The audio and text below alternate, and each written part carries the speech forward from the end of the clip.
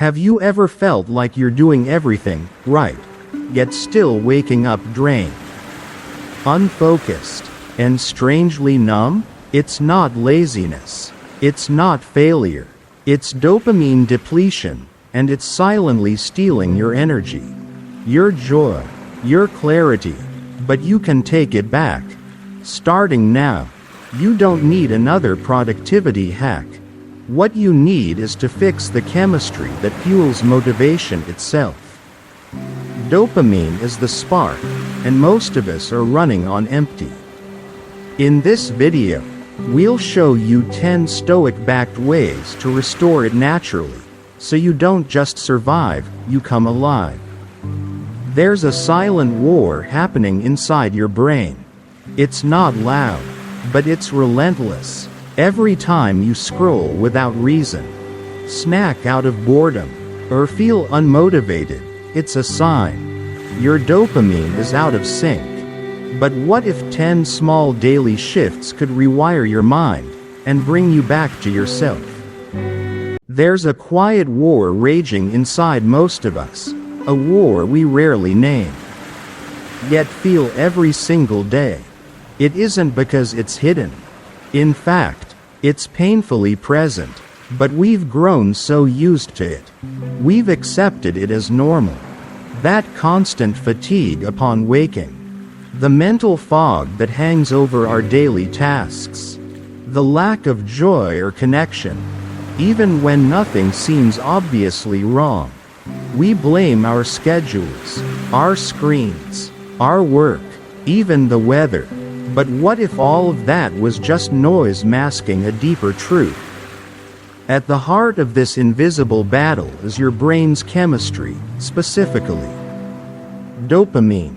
It's not just the molecule of pleasure, it's the engine behind motivation, focus, and emotional clarity. Dopamine is what gets you out of bed. It's what helps you care, strive, create, and feel real satisfaction. When your dopamine levels are healthy, life feels lighter, more aligned. You're not chasing purpose, you're living it.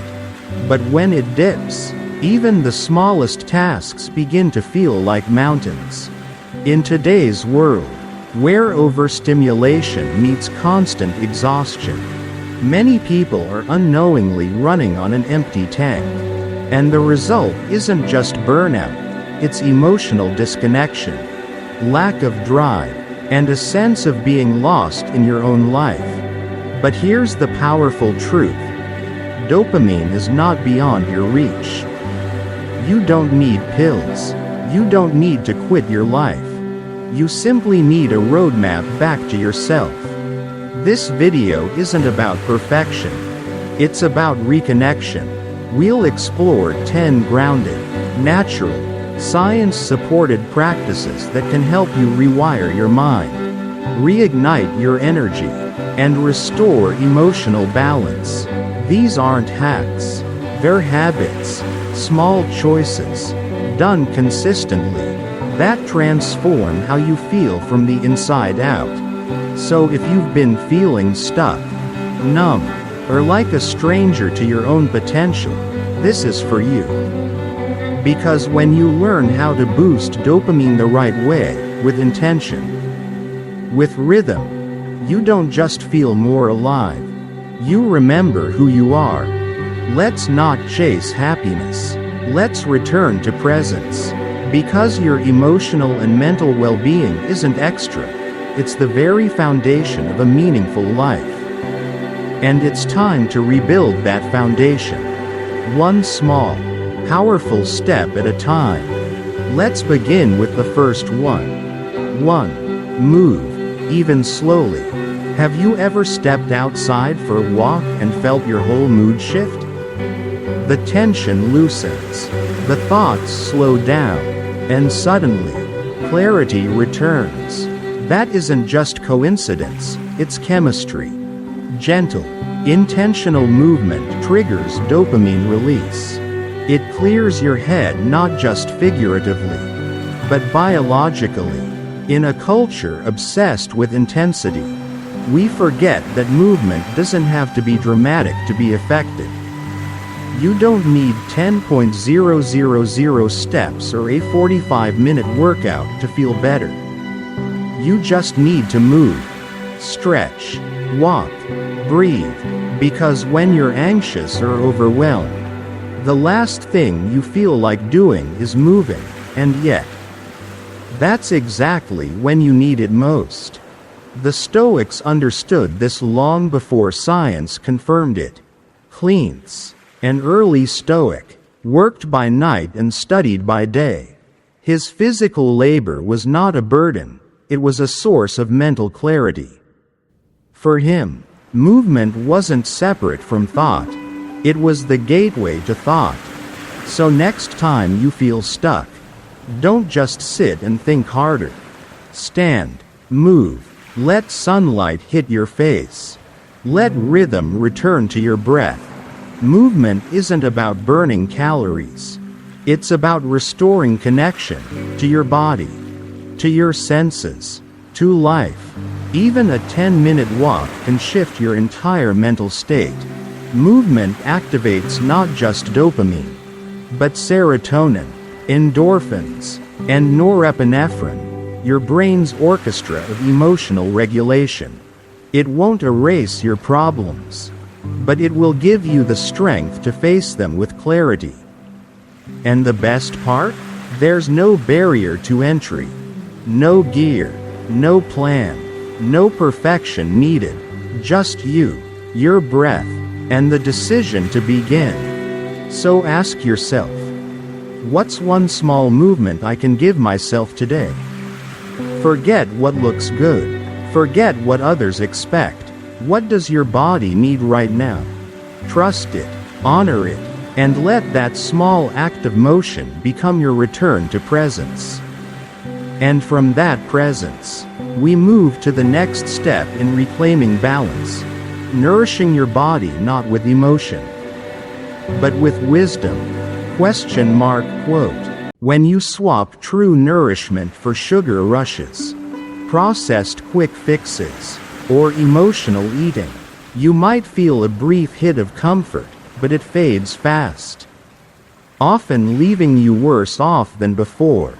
That fleeting pleasure comes at a cost.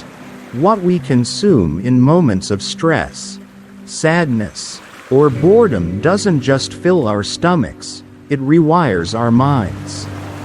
And more often than not, it disrupts the delicate balance of neurotransmitters like dopamine. Now, the Stoics didn't speak in terms of amino acids or neurochemistry, but they understood something timeless. Clarity of thought depends on discipline in consumption.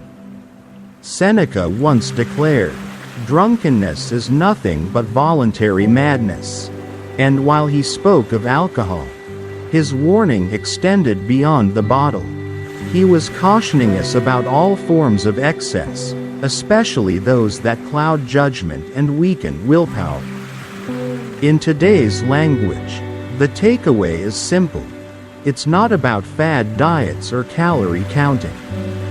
It's about asking yourself the right question. Not, what food will help me lose weight, but what food helps me feel mentally sharp and emotionally steady? That's a much deeper, more empowering conversation. It's not about guilt, it's about awareness. Think about your last few meals. How did you feel afterward? Energized or drained? Centered or foggy? 2 hours after eating, did you feel alive or sluggish? That's your body talking, and dopamine is part of that message. Now imagine beginning your day with real fuel, protein, greens, hydration, before the noise of notifications, before caffeine, before stress. You're telling your brain, I choose stability over stimulation. You're building dopamine from the ground up, not chasing it through sugar or caffeine. And your body will thank you, with clearer thoughts, steadier emotions, fewer cravings, and a grounded sense of being. Compare that with the opposite. skipping meals, mindless late-night snacking, emotional overeating. You wake up groggy. Your blood sugar crashes before lunch. You scroll. You snap. And it's not weakness. It's chemistry. Your brain is grasping for balance your food never gave you. This is why eating with wisdom is one of the greatest acts of self-respect. Not perfection, not restriction, but wisdom, the kind that quietly asks, "How do I want to feel?" and then answers that question with what you put on your plate. That's not a diet. That's self-mastery. And yes, it requires effort. It takes courage to pause and ask, "Am I truly hungry? Or am I trying to avoid something I don't want to feel?" It takes strength to walk away from the quick fix. But every time you do, you build emotional resilience. You tell your nervous system, "I'm safe. I can feel. I can choose." Because food is information. Every bite speaks to your cells. Your mood, your motivation. Choose with intention. And you're not just feeding your body. You're crafting your mental state for the day ahead. So next time you find yourself standing in front of the fridge, ask, "What do I truly need right now? Is it nourishment, connection, rest, or just the permission to be still?" Don't feed your feelings. Feed your future. Because what you eat becomes what you feel.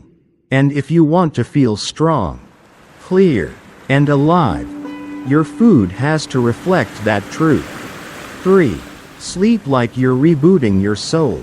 When was the last time you didn't just sleep, but truly rested? Gave yourself permission to unplug from the world, to stop performing, and simply allow your body and mind to reset? In a world that glorifies hustle and praises burnout as ambition, rest is treated like laziness. We treat sleep as an inconvenience, something we negotiate with stimulants and screen time. But no matter how much we ignore it, the truth doesn't change. Sleep is not optional. It's not a luxury. It's your nervous system's reset button. Dopamine production hinges on deep, restorative sleep. Every night, your brain goes through an essential maintenance routine, clearing toxins, regulating hormones, and rebuilding the chemical balance you rely on to function. Without this, your dopamine receptors become dull. You need more stimulation to feel the same motivation. And eventually, nothing feels quite enough. Ever noticed how small problems feel enormous after a bad night's sleep? How your motivation vanishes, your mood darkens, and everything becomes a little harder? That's not weakness. That's your brain running on an empty tank.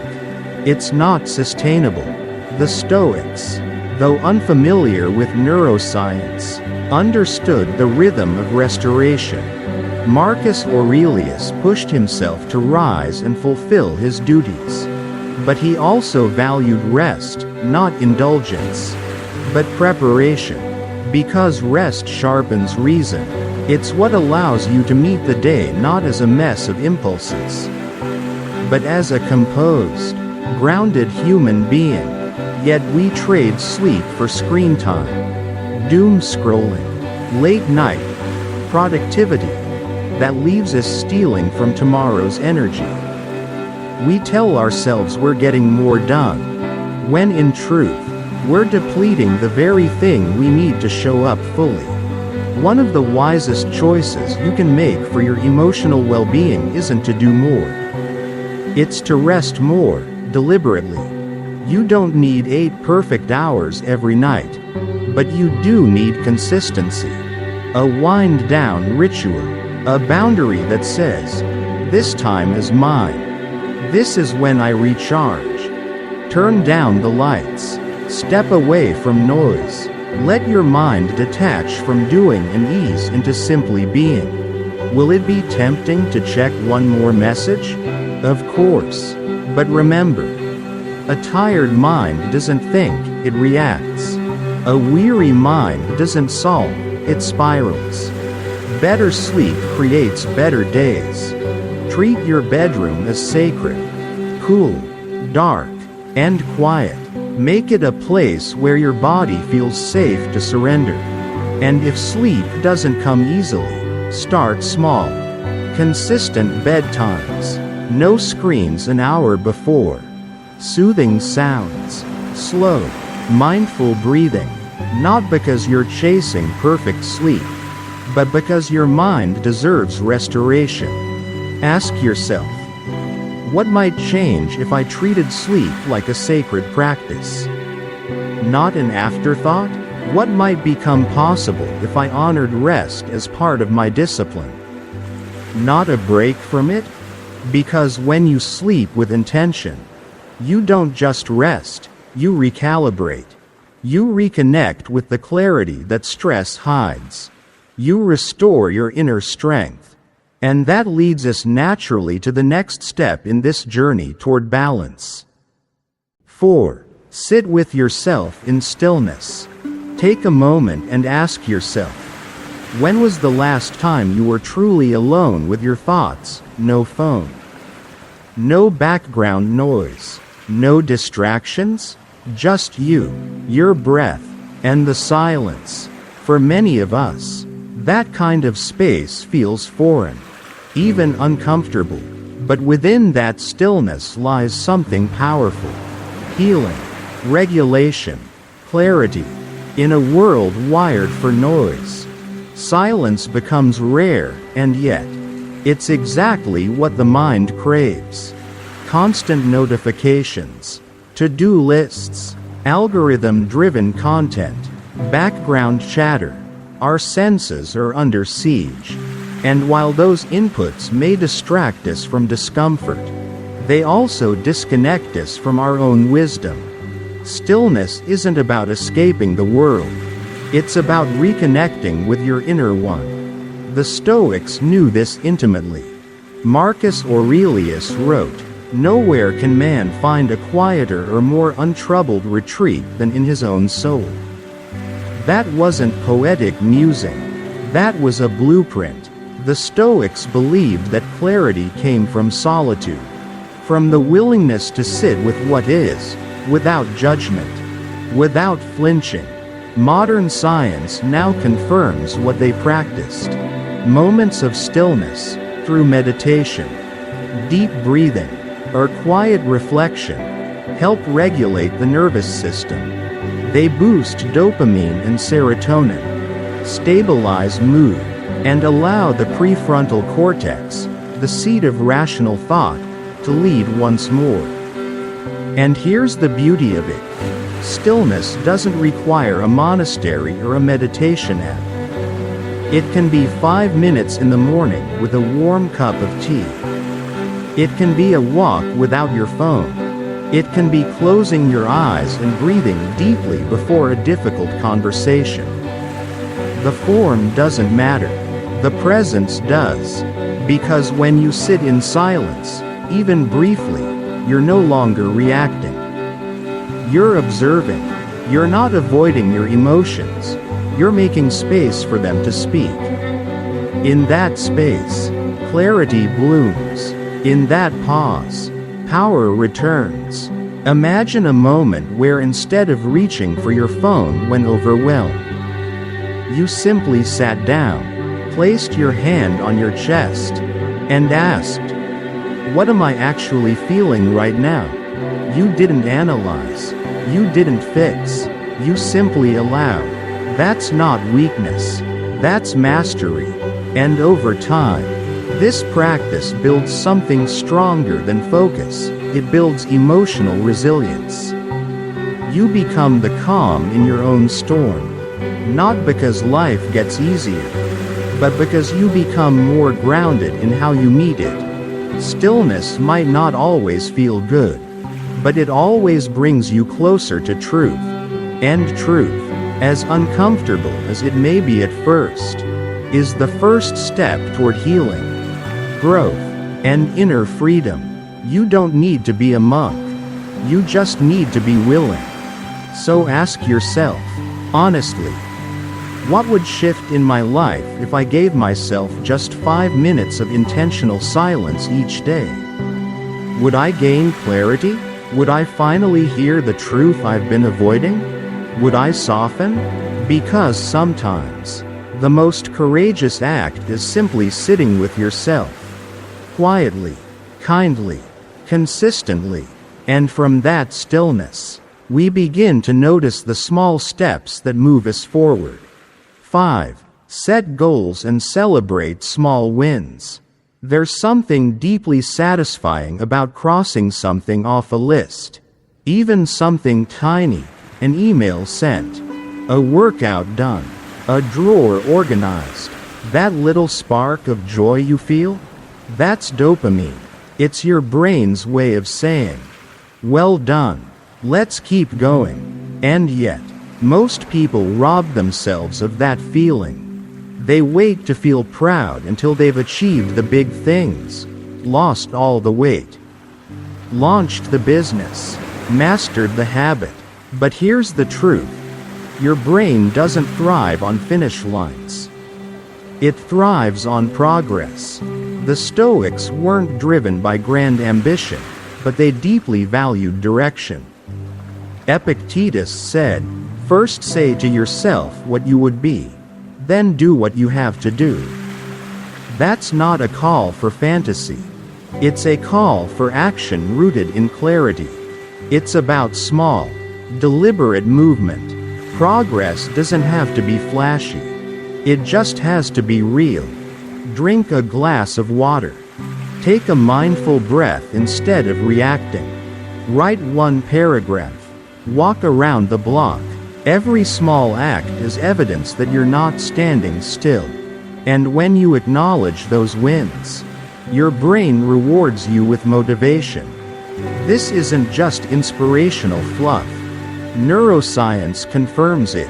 Recognizing and celebrating small wins reinforces the neural pathways that help us stay consistent.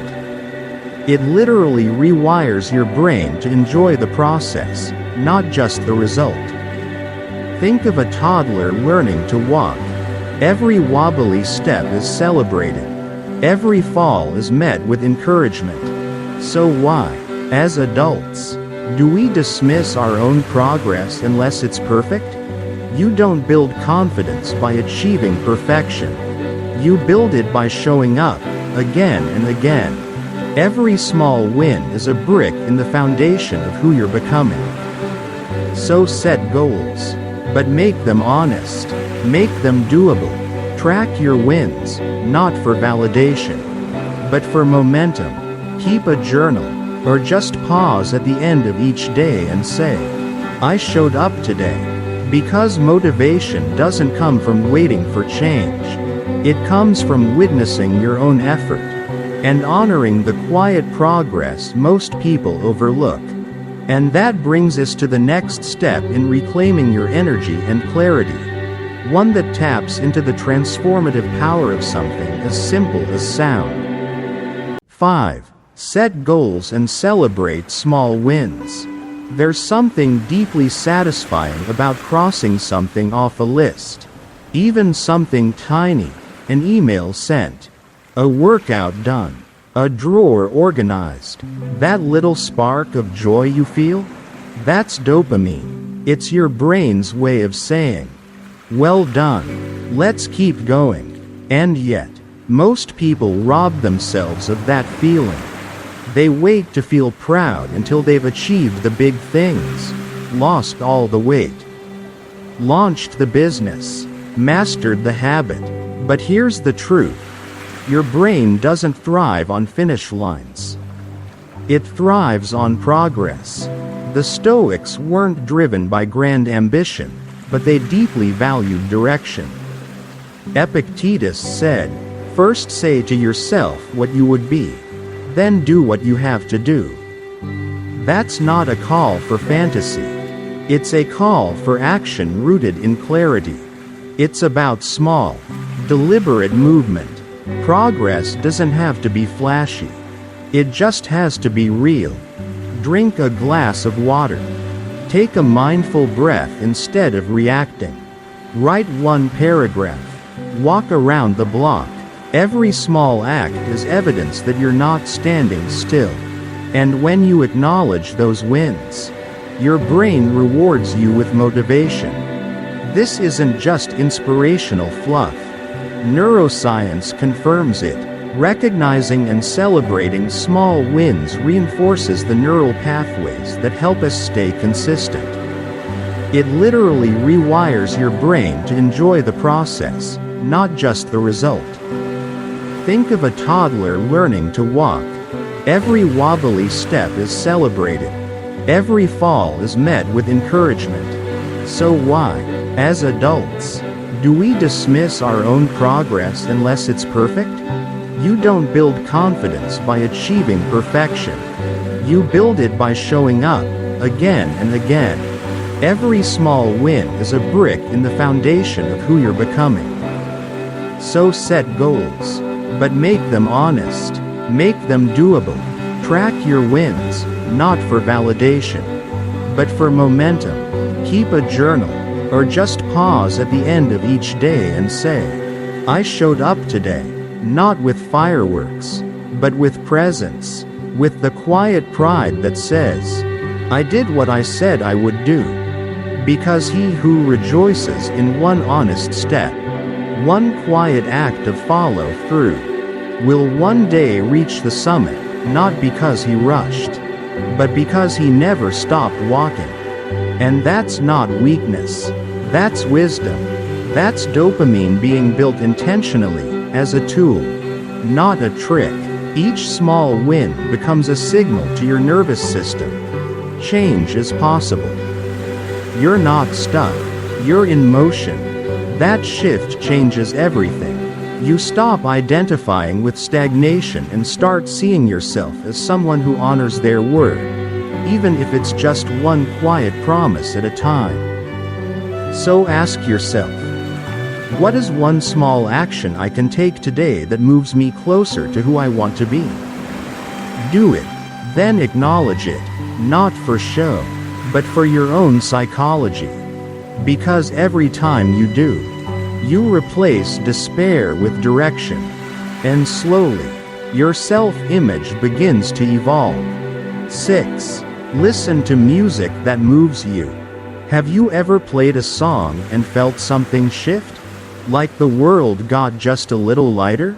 Your chest a bit looser? Your thoughts a bit clearer? That's not coincidence. That's dopamine. Music has the power to lift us, not just emotionally, but chemically. Neuroscience shows that listening to music we love activates the brain's reward system.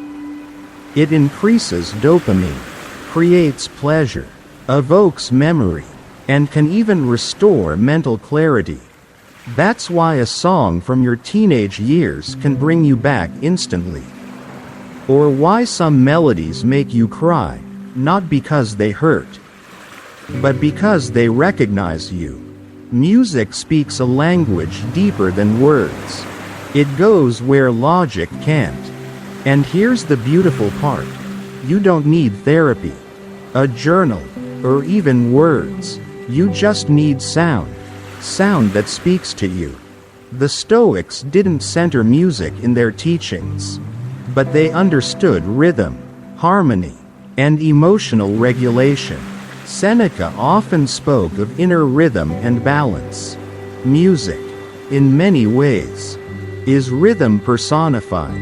When you're stuck, drained, foggy, before you reach for caffeine or your phone, try this. Close your eyes. Put on a song that stirs something real. Let it wash over you. Feel it land in your body. Notice how your breath changes, how your tension softens. This isn't distraction. This is realignment. Different music serves different moods. Uplifting beats can spark energy and motivation. Calming sounds can soothe anxiety. Instrumentals help focus without cluttering the mind. Even sad music has its place. It gives sorrow a shape, allowing it to be felt and released. The key is intention. Don't just use music as background noise. Use it as a tool. Curate your environment the same way you'd choose your food or friends. Make playlists for reflection, movement, creativity, healing. Let them be yours, not the algorithms. Yours. Because sometimes, motivation doesn't come from effort. It comes from resonance. One song, at the right moment, can shake the dust off your soul and remind you who you are. Music isn't just entertainment. It's medicine. It's memory. It's alignment. And when chosen with awareness, it becomes one of the simplest, most accessible tools for healing and clarity. So ask yourself, what's the soundtrack to the version of me I want to become? What song brings that version to life? Play it, feel it, let it move through you. Because what words can't express, music often can. And just as music can restore our emotional rhythm, so too can the people we surround ourselves with. Let's explore the power of nourishing connection next. 7. Surround yourself with nourishing relationships. Start paying attention after every interaction, not just the words, but the energy left behind. Do you feel lighter or heavier? Focused or foggy? Energized or quietly drained? That response isn't just emotion, it's neurochemistry. And your body is constantly giving you clues about who supports your well-being and who disrupts it. Every connection you maintain becomes a thread in the fabric of your nervous system. The people in your life affect your dopamine levels, your emotional stability, your sense of self-worth, and even your motivation. It's not philosophical, it's physiological. So honor those signals. Begin to notice who leaves you feeling whole, and who leaves you questioning your worth. The more aware you become, the more intentional you can be in shaping a space that uplifts, not exhausts. Your emotional environment matters just as much as your physical one. And just as importantly, be that kind of presence for others. Be the person who listens without trying to fix, who celebrates others without comparing, who shows up fully, without needing to perform. Because connection is a mirror. When you offer safety and sincerity, you create space for true reciprocity, real relationships grounded in mutual growth, not obligation. If you've been feeling emotionally flat, unmotivated, or disconnected, don't just look inward, look around. Who are you allowing into your mental and emotional world? Who has access to your time, your energy, your mind? And do they truly deserve that access? This isn't about judgment, it's about peace. Because your surroundings, both inner and outer, form the architecture of your daily experience. And sometimes, the most powerful shift in your mental clarity comes not from trying harder, but from choosing better company. You don't need a crowd. In fact, sometimes the crowd is the problem. What matters isn't quantity, it's quality. One or two people who truly see you, who spark joy, who challenge you with compassion. That's worth more than 50 shallow conversations. So ask yourself, who brings me back to myself? Who makes me feel lighter, more focused, more real? Who am I becoming by the company I keep? Because real friendship doesn't deplete you. It restores you. And in a world full of noise and performance, that kind of connection isn't just meaningful, it's medicinal. 8. Let the sun touch your skin. When was the last time you stood still and let the sunlight find your face? No agenda, no destination, no phone in hand? We've become so conditioned to artificial light, controlled air, and indoor stillness that we forget we are part of nature. And nature, quite literally, recharges us. We're not just minds scrolling through screens. We're bodies tuned to rhythms older than language. And sunlight isn't just warm, it's a biological switch. It tells your brain, it's time to wake up, to regulate, to align. Science confirms what our bodies already know. Exposure to natural sunlight, especially in the morning, triggers dopamine production in key parts of the brain, those that govern focus, motivation, and energy. It also boosts serotonin, regulates melatonin, and sets your circadian rhythm. Translation: better mood, sharper mind, deeper sleep. The Stoics may not have known the science, but they practiced the principle. Marcus Aurelius found clarity beneath the stars. Seneca wrote of rivers, mountains, and the quiet power of the natural world. They knew that nature wasn't background, it was teacher, restorer, equalizer. Yet today, we live cut off from that rhythm. We sleep past sunrise, close the curtains, spend our brightest hours indoors, then wonder why we feel restless, unmotivated, scattered. It's not weakness, it's misalignment. Your nervous system is calibrated by light. Your mood and motivation rise with exposure to it. And the solution is both simple and ancient. Go outside. Even 5 minutes will do. Step into the morning. Let your eyes absorb light without sunglasses. Let your skin meet the air. Let your breath slow down. No notifications. No rush. Just return to something your body remembers, even if your mind has forgotten. This isn't about sunbathing. It's not another task. It's a return, a ritual, a reset. Because the world, the real one, not the digital one, holds healing the screen cannot replicate. Feel the warmth, hear the wind, watch the trees sway, and you'll notice something magical happen. Your thoughts become clearer. Your stress loosens. Your chemistry changes, not from effort, but from presence. So ask yourself, when was the last time I greeted the sun without distraction?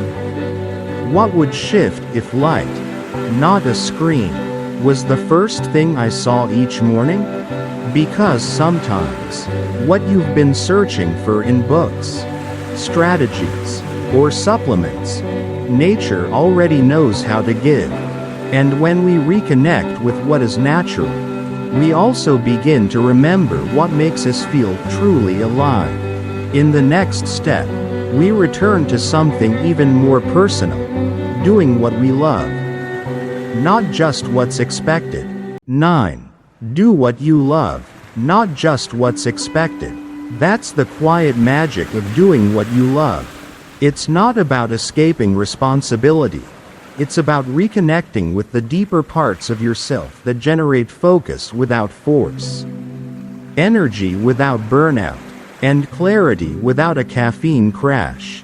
When you're immersed in something that truly brings you joy, your brain responds with sustainable dopamine, the kind that lifts you without leaving you empty. But somewhere along the way, many of us stop. We stop drawing, singing, running, building, laughing freely, because it doesn't seem productive. We tell ourselves there's no time. We'll get to it someday. But here's the truth. If you don't carve out space for what fuels you, you'll eventually be consumed by what drains you. There's no honor in abandoning what makes you feel alive. And there's no wisdom in living only for external expectations while neglecting your inner voice. So start small, maybe just 15 minutes. Read a chapter, sketch an idea, dance in your kitchen. Protect those moments like they matter, because they do. They're not indulgence, they're oxygen. And no, this doesn't mean quitting your job or abandoning your responsibilities.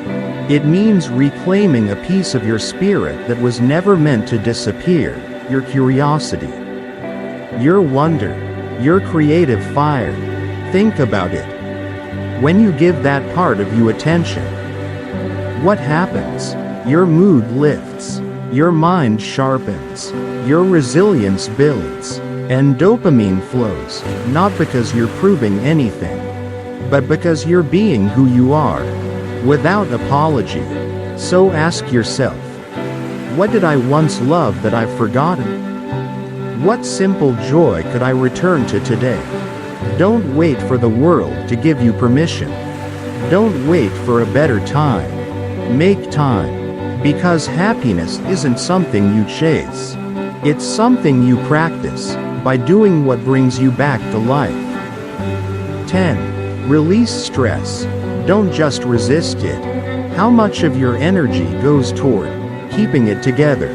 Smiling while your chest is tight? Showing up for everyone else while your own spirit whispers for rest? We live in a culture that idolizes resilience, but often misdefines it. Real resilience isn't about clenching through the storm until you collapse. It's about knowing when to let go, when to breathe, when to release what no longer belongs in your body, your mind, your life. Chronic stress is one of the most dangerous thieves of emotional balance. It doesn't just exhaust you, it shuts down dopamine production.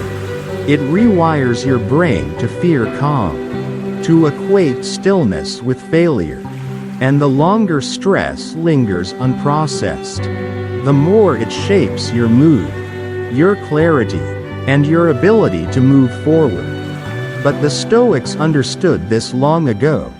It's not what happens to us that defines us, but how we respond. Epictetus reminded us that our power lies in response. And response doesn't mean suppression. It means giving yourself permission to feel, to process, to release, gently, wisely. So what does real release look like? It might be physical, a walk, a stretch, a cold shower, a deep breath. It might be emotional, crying without judgment, journaling freely, talking to someone who listens without fixing. It might be spiritual, stillness, prayer, gratitude. It doesn't matter how you do it. What matters is the intention, the quiet declaration, I'm safe. I can let this go. Because here's the paradox. The moment you stop fighting your stress, it starts to lose its grip. Your nervous system resets, your motivation returns, your mind clears, and dopamine, once suppressed, begins to rise again, naturally. So don't wait for a breakdown. Make release a ritual, a daily practice. Even 5 minutes will help. Put your hand on your heart. Inhale, exhale, name what you're holding. Let it go. Bit by bit. Let your stress speak. Then gently guide it out. Because when your body rests, your heart opens. When your heart opens, your mind speaks truth. And when truth flows freely, your strength returns, not as force, but as presence. Ask yourself, what am I still carrying that I no longer need? What would it feel like to release? Instead of resist, you don't need a radical transformation. You don't need to fix everything overnight. You need a return to movement, to nourishment, to stillness, to sunlight, to joy, to rest, to connection, to the daily acts that whisper to your nervous system, I am here. I am healing. I am coming back to life. Because your brain is not broken. Your soul is not lazy. You are not unmotivated. You're simply exhausted by a world that taught you to chase instead of return. But now, you know better. And dopamine? It's not the goal. It's the signal. It tells you when you're in alignment, and when you've drifted. So start small. Stay consistent. Trust the slow, steady power of the basics. Because when you honor the fundamentals, deeply, daily, you build a foundation that no crisis can shake. If this episode helped reset your perspective, share it with someone you care about. Like, comment, and subscribe to this channel for more reflections that reconnect you to what truly matters. And above all, keep showing up. Because the smallest habits often build the strongest lives.